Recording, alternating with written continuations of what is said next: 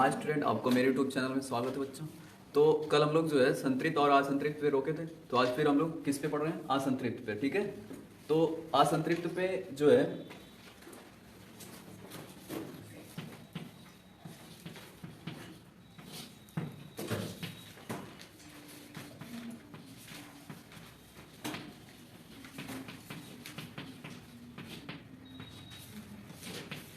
असंतृप्त hydrocarbon ना, यही असंतृप्त hydrocarbon. तो असंतृप्त हाइड्रोकार्बन में हमने क्या बताया था कि वे कार्बन यौगिक जिनमें क्या हो, डबल बॉन्ड या ट्रिपल बॉन्ड हो ना, और उनकी श्रृंखला कैसी होनी चाहिए? खुली होनी चाहिए। ठीक है, तो उनको हम बोलते हैं असंतृप्त हाइड्रोकार्बन्स ना, या असंतृप्त एलिफैटिक हाइड्रोकार्बन्स। ठीक, तो ये जो एलिफैटिक हाइड्रोकार्बन्स हैं, अब उनमें देखा गया कि जो संतृप्त वाले थे, ठीक है, और असंतृप्त, अब इनमें अंतर हम लोग पढ़ ले ना, तब ज्यादा कंफर्म हो जाएगा।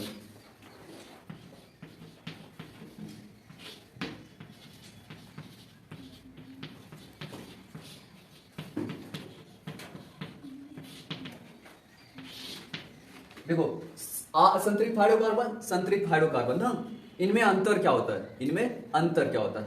इसमें देखो, पहला पॉइंट है, इसमें सिग्मा तथा पाई दोनों आबंध पाया जाता है। दोनों आबंध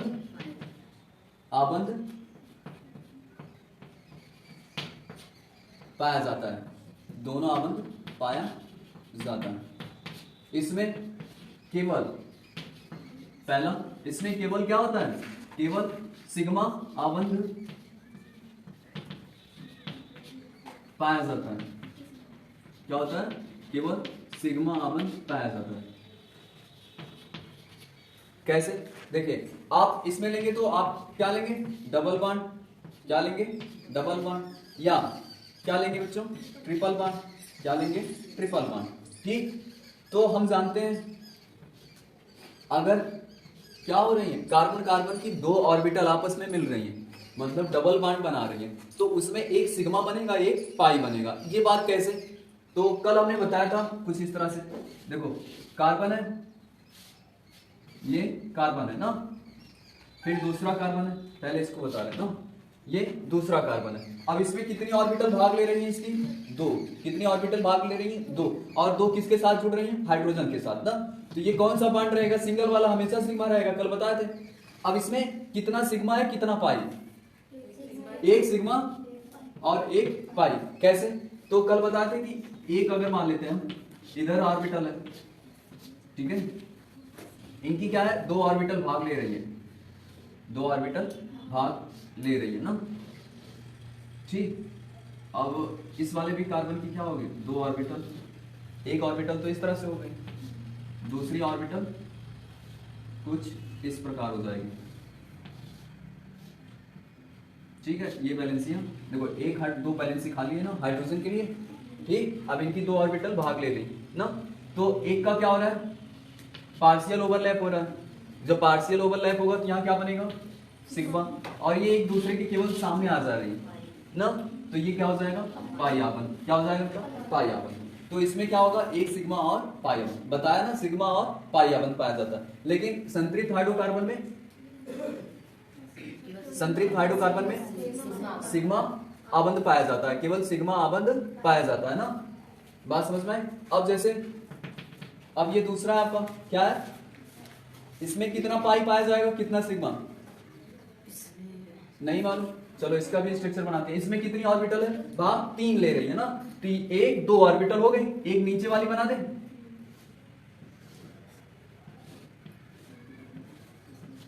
अब बताइए, इसमें दो पाई एक सिग्मा। तो देखिए, जब आपका ट्रिपल बॉन्ड होगा तो इसमें कितना? दो पाई एक सिग्मा। अब याद रहेगा, एल्काइन, इसको बोलते हैं एल्काइन। क्या बोलते हैं? एल्काइन। और इसको बोलते हैं एल्कीन समूह, क्रियात्मक समूह है। इसमें कौन सा क्रियात्मक समूह में है ये? एल्कीन में ना। तो एल्कीन में क्या होता है?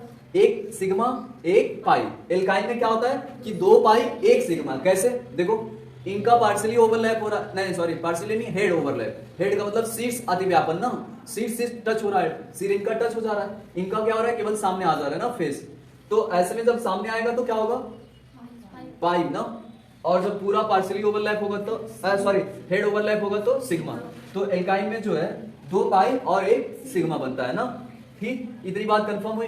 चलिए जब इतनी बात कंफर्म हो गई तो बताइए इनका जो आबंध होगा वो इनके आबंध से मजबूत होगा कि नहीं ना। तो इनमें जो पाई आबंध पाया जाता है वो क्या होगा, कमजोर होगा। इनमें जो सिग्मा आबंध पाया जाता है वो क्या होगा, मजबूत होगा।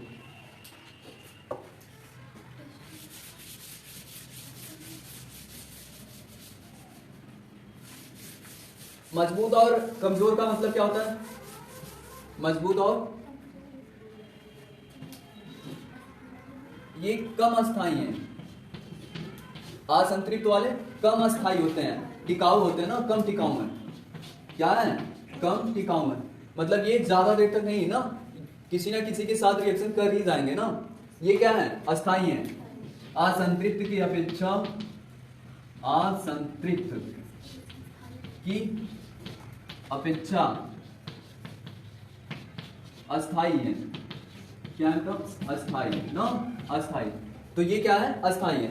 अब तीसरी पॉइंट देखते हैं, अभी लिखिए मत, तीसरी पॉइंट देखते रहिए। देखो ये डबल बॉन्ड है, क्या है, डबल बॉन्ड है। अब इसकी 4 वैलेंसी है ना, चलो यहां दिखा दो, कोई बात नहीं। अब इसमें 4 वैलेंसी है, ठीक है। तो एक यहाँ हाइड्रोजन लगा देते हैं, यहाँ भी एक हाइड्रोजन लगा देते हैं, यहाँ भी एक हाइड्रोजन लगा देते हैं, यहाँ भी एक हाइड्रोजन लगा देते हैं।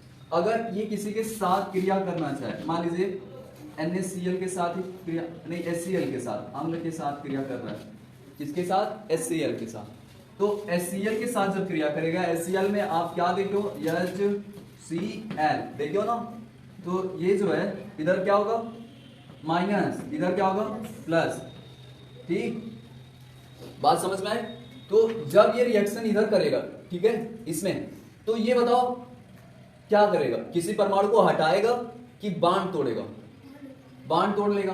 तो ये चाहेगा कि अभी इसको हाइड्रोजन को हटाने की जरूरत नहीं है, इसके पास कितने बांड है, 2 बांड, एक कार्बन के साथ। तो एक कार्बन के साथ ये सिंगल भी बना सकता है ना। जैसे हम 2 लोगों की सीट पे बैठे हैं ना, जैसे बस उसमें जाते हैं या सिलेंडर, जब सिलेंडर की लाइन लगती है ना, वो बड़ी सी लाइन लगी हो तो क्या करते हैं, सिलेंडर बैंड करके, मतलब तिरछा करके रख लेते हैं।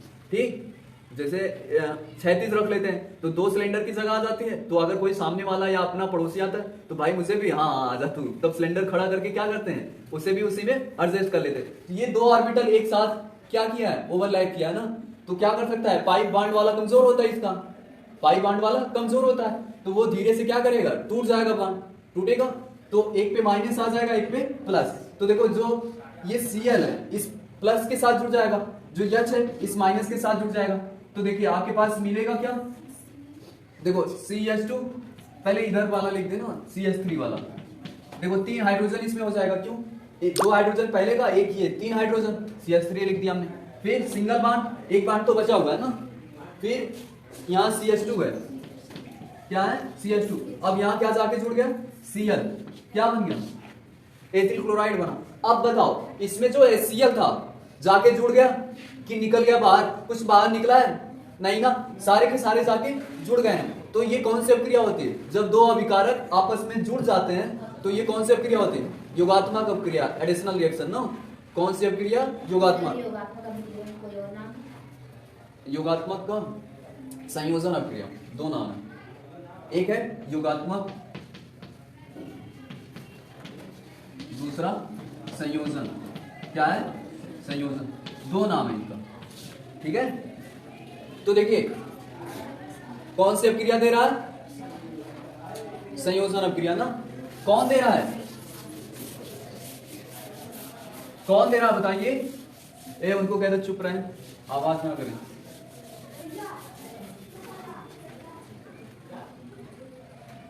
तो संतृप्त हाइड्रोकार्बन और असंतृप्त हाइड्रोकार्बन। तो अभी असंतृप्त के बारे में आपने जाना, तीसरी पॉइंट क्या जाना है, जल्दी बताओ। असंतृप्त हाइड्रोकार्बन हमेशा योगात्मक अपक्रिया देते हैं, अर्थात असंतृप्त हाइड्रोकार्बन कौन सी अपक्रिया देते हैं, योगात्मक, योगात्मक अपक्रिया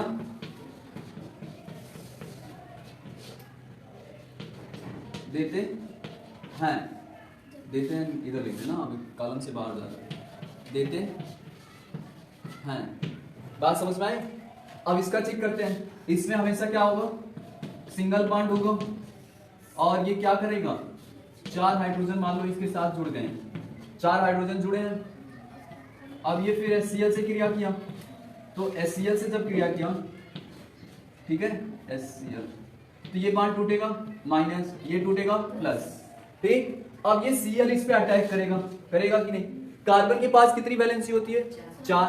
अब इसको एडजस्ट कर पाएगा Cl को, नहीं ना, क्या करेगा, एक हाइड्रोजन को हटाना ही पड़ेगा, इसको एक हाइड्रोजन को हटाना पड़ेगा, तो ये क्या करेगा, इलेक्ट्रॉन हाइड्रोजन को दे देगा, कहते भैया चल जा तू, है ना। अभी जब एक Cl आ रहा है, एक ग्राहक आ रहा है, इसको पहले बलि का बकरा बनाना है, तो इसको क्या करेगा, हटा देगा, तो यहाँ क्या हो जाएगा, CH3, कैसे, 1 2 3 और एक कार्बन, CH3 हुआ। अब ये जब Cl आ गया तो यहाँ क्या हो जाएगा, Cl, ये देखिए मेथिल क्लोराइड बन गया, क्या बन गया, मेथिल क्लोराइड, और H2O बाहर निकल जाएगा ना, हाइड्रोजन गैस बाहर निकल जाएगी।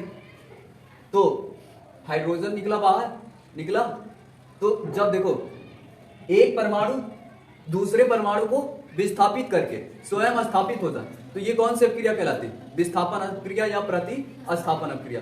तो असंतृप्त हाइड्रोकार्बन कौन सी क्रिया देते हैं, या प्रतिस्थापन ना।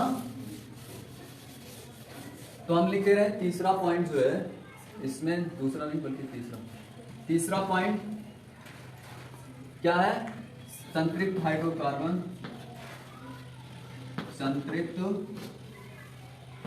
हाइड्रोकार्बन,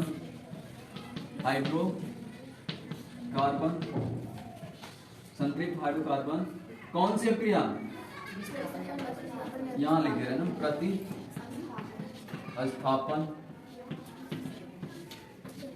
अक्रिया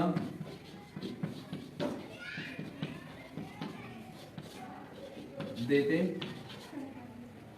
ये याद रखना आपको बहुत जरूरी है, ठीक है। अक्रिया देते हैं, तो 3 पॉइंट नोट करिए तुरंत, और उसके बाद फिर अगली पॉइंट बताएं। 3 पॉइंट जो है नोट करिए ना।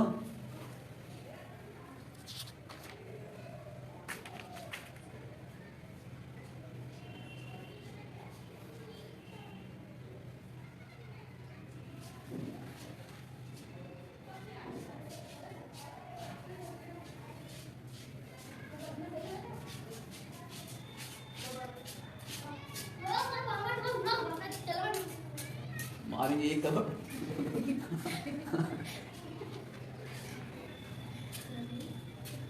नोट करो, जल्दी करो।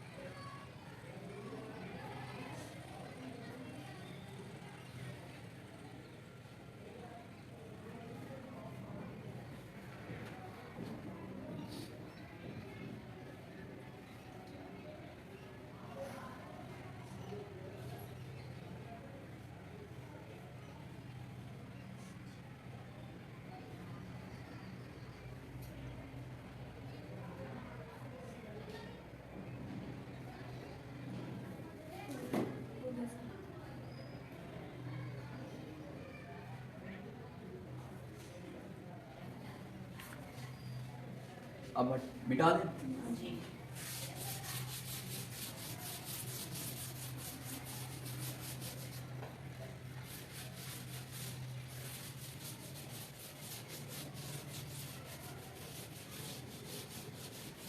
दो पॉइंट और तो अब हम लोग 3 पॉइंट नोट कर चुके हैं, ठीक है। अब एक चौथी पॉइंट हमारी क्या देखिए, चौथी पॉइंट क्या हो जाएगी कि अभी आपने देखा कि जो हमारा एल्कीन था या एल्काइन, क्या था, एल्काइन, ठीक है, वो क्या कर रहे थे, अपना ये जो है बॉन्ड ब्रेक कर ले रहे थे। और जो हमारा संतृप्त हाइड्रोकार्बन है, कौन है, संतृप्त हाइड्रोकार्बन, वो अब आप ही बताओ एक हमारे पास देखो सिलेंडर था उसके पास, वो बैंड करके रखा था, तो उसको कोई भी तकलीफ नहीं हुई कि वो अपना खड़ा कर लेगा, तो भी उसका एक उसे बगल वाले को कोई तकलीफ नहीं हो, क्योंकि वो पहले से वहां मौजूद था। ठीक, अब हम 4 सिलेंडर एक साथ है, ठीक है, एक को हटा के अब अपने पड़ोसी वाले का रखेंगे तो दूसरे वाले को तकलीफ होगी कि नहीं होगी ना। इसका मतलब इसमें से एक हट, जब ये चारों को पहले से अपने साथ जोड़ के रखा है ना, तो इनको प्रतिस्थापित करने के लिए या हटाने के लिए, ठीक है, इसकी जगह पे कोई दूसरा परमाणु लाने के लिए एक बार सोचेगा कि नहीं। तो मतलब इसके पास तो पहले से ऑलरेडी बैलेंस ही है। अब ये जो हाइड्रोजन जुड़ा है, ये इसको तोड़ने के लिए कुछ ऊर्जा खर्च करनी पड़ेगी, लेकिन इसमें जो है पाई आबंध को तोड़ने के लिए उतनी ऊर्जा खर्च नहीं करनी पड़ेगी। क्यों? क्योंकि ये तो केवल अट्रैक्शन है, तो ये जल्दी टूट सकता है, ये नहीं। अब इसको तोड़ने के लिए कुछ ऊर्जा चाहिए कि नहीं। तो इससे क्या समझ में आ रहा है, इसको हम आसानी से जब तोड़ देंगे तो ये आसानी से किसी के साथ भी क्रिया कर सकता है, मतलब किसी को भी जगह दे सकता है, बस रिक्वेस्ट करेगा कोई तो भी जगह दे देगा। लेकिन ये देगा नहीं ना, तो क्या होगा कि जो असंतृप्त हाइड्रोकार्बन होते हैं वे अधिक क्रियाशील होते हैं। असंतृप्त, ए बेटा शांत रहो तुम लोग, असंतृप्त हाइड्रोकार्बन, असंतृप्त हाइड्रोकार्बन क्या है? अधिक क्रिया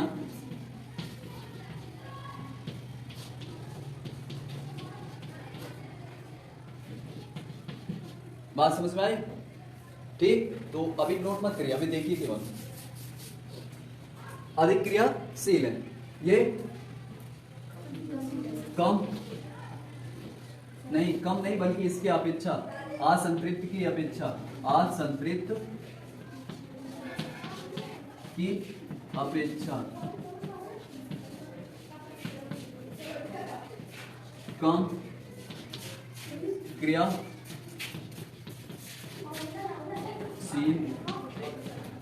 है। क्या है? कम क्रियाशील है। क्या है? कम क्रियाशील है। चौथी पॉइंट है संकरण, सॉरी 5वीं पॉइंट। क्या है? 5वीं पॉइंट संकरण। संकरण क्या होता है कि जब देखिए, जब दो ऑर्बिटल आपस में मिक्स होती हैं, देखो जब मान लो कोई अगर एक, यस, और ये कौन सी ऑर्बिटल है? यस, ये भी कौन सी ऑर्बिटल है? यस, है ना। अब ये दोनों जब आपस में मिल जाएंगी, तो जब मिलेंगी तो कुछ इस तरह से बन जाएंगी, ठीक है। अगर हम माने कि यहाँ जो इसका परमाणु है, एक इलेक्ट्रॉन यहाँ इसका है, ठीक है, फिर इसका एक इलेक्ट्रॉन यहाँ है, तो ये कुछ इस प्रकार से बॉन्ड बना लेंगे, मतलब सहसंयोजन बॉन्ड बन रहा है अगर, तो साझा करके कुछ इस तरह से बन जाएंगे। तो देखो दो ऑर्बिटल मिक्स होके एक नई ऑर्बिटल बनाई है उतनी हुई ऊर्जा का, इसको बोलते हैं संकरण। जैसे आपने 2 लड्डू लिया, एक बुनिया का एक मोतीचूर का, ठीक है, दोनों को फोड़ के आपस में मिक्स कर दिया और उसके 2 लड्डू बने। कितने? 2। तो दोनों का गुण कैसा होगा? उन दोनों के मिक्स का होगा कि नहीं, मतलब उनका स्वाद दोनों के बराबर है ना। उसमें मोतीचूर का भी स्वाद रहेगा और बुनिया वाले का ना, तो तुम लोग मन में लड्डू मत फोड़ो। ठीक, तो देखो संकरण क्या होता है कि जब 2 ऑर्बिटल आपस में मिक्स होती हैं, ठीक है, तो एक नई ऊर्जा की ऑर्बिटल प्राप्त हो, मतलब ऊर्जा उतनी ही रहेगी लेकिन नई ऑर्बिटल प्राप्त होगी ना। ठीक, तो ये जो संकरण है, देखिए संकरण कैसे निकालते हैं कार्बन में। तो सबसे पहले हम उसमें बांड देखते हैं, कार्बन में बांड। एल्कीन या एल्काइन जो है, एल्कीन या एल्काइन, देखो इसमें कितने सिग्मा है इस कार्बन में? देखो एक सिग्मा और एक पाई। इस कार्बन में कुल कितने सिग्मा है? 3 सिग्मा 1 पाई। तो संकरण निकालने के लिए सबसे पहले हम क्या गिनते हैं? Number of sigma. कार्बन परमाणु में अगर आपको संकरण निकालना है तो सबसे पहले आप सिग्मा काउंट कर लीजिए, कुल कितने सिग्मा है? 3। तो अब देखिए एल्कीन जो है, एल्कीन में 3 सिग्मा है। अब इन 3 सिग्मा में आप पहले देखिए इसकी एक यस ऑर्बिटल लिख दीजिए। कौन सी ऑर्बिटल? यस। ठीक, बचा कितना? नहीं, एक, जैसे 3 सिग्मा था, एक का यस लिख दिया, 2 पाई का 2 पी का बचा ना, 2 पी का, तो कितना हो गया? sp2 संकरण। कैसे? देखो total number of sigma, total number of sigma जो है वो क्या होता है कि आप पहले सिग्मा की गिनती कर लीजिए, ठीक है, फिर उसको डिवाइड कर लीजिए यस और पी में। तो 3 सिग्मा है, एक यस हमने लिख दिया, ठीक है, फिर बचा कितना 2, पी के ऊपर 2 लगा दो। ये कौन सा संकरण हो गया, sp2 संकरण। अब एल्कीन में, एल्काइन में देखिए 1 सिग्मा, फिर इसमें 1 सिग्मा और 2 पाई, कुल कितने सिग्मा हुए, एक यस लिख देंगे और बची कौन गिनती, एक, तो इसमें संकरण क्या हो जाएगा, sp। मतलब ये पॉइंट बहुत महत्वपूर्ण है, जब आप पॉलिटेक्निक का पेपर देंगे ना तो आपसे पूछ सकता है कि बताओ संतृप्त हाइड्रोकार्बन में संकरण क्या होगा, sp3 sp2 की आपका sp दे दिया, इनमें से कोई नहीं, ठीक है। तो देखिए sp sp2 संकरण पाया जाता है। इसमें कौन सा संकरण पाया जाता है, sp या sp2 संकरण, ठीक। अब इसमें जो होगा असंतृप्त हाइड्रोकार्बन में, ठीक है, ये सबके सब कैसे रहेंगे, सिंगल बॉन्ड से चारों, तो जब सिंगल से रहेंगे तो सिग्मा क्या होगा 4। अब ये हमेशा सिंगल बॉन्ड से रहेंगे तो इसमें हमेशा सिग्मा कितना आएगा 4, तो 4 सिग्मा का मतलब 1 यस और 3 पी sp3। तो अब संतृप्त हाइड्रोकार्बन में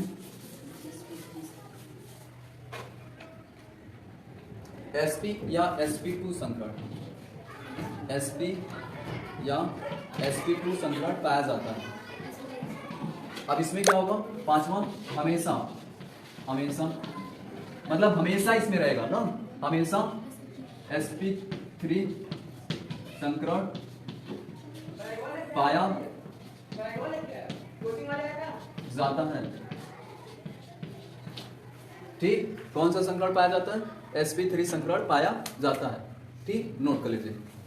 तो आज यहीं तक स्टार्ट, अब कल से फिर ठीक है हम लोग क्रियात्मक समूह पढ़ेंगे और इनका नाम कैसे लिखते हैं, असंतृप्त और संतृप्त हाइड्रोकार्बन का ना, ठीक।